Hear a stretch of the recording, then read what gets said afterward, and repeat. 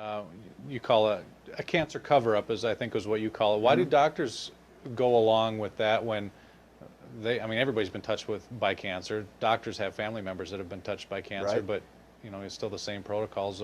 This cancer cover-up, then talk about that. Why do doctors go along with it? Because number one, doctors are the most brainwashed people on the planet. Doctors have been through 10 years of intense drug therapy or drug training. And so they're, especially in the cancer industry, and I'm not saying that all doctors are bad. I'm not saying doctors are bad at all.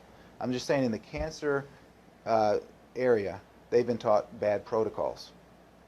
Now, as far as trauma, as far as, you know, you look at little babies that are born premature and now we can save them. We've made so many advances in medicine that it's amazing. So I'm not down on the whole medical institution. I'm not down on modern medicine at all. I'm talking specifically on cancer. I mean, if somebody came in the door and shot me with a shotgun, I'm going to go to the emergency room. I'm not going to go take an herb, okay? So trauma medicine, we're light years ahead of where we were 50 years ago. There's a lot of areas of medicine where we've taken big strides. Cancer, we haven't, and it's because the protocols that are taught concerning cancer are drug intensive, and we've already gone over as to why they're drug intensive. But the doctors have been taught that. So doctors that are cancer specialists have been taught drug intensive treatment. They just don't know any better.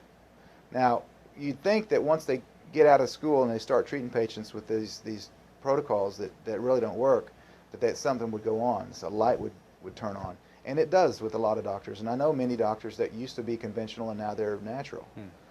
Some of them get caught up in the almighty dollar. And they know that what they're doing is not healing, but they still do it.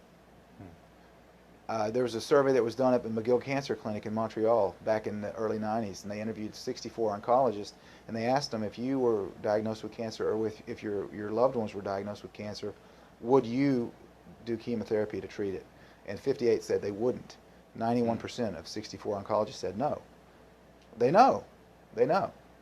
But they still continue to do it. Why? They may have a big mortgage on their house.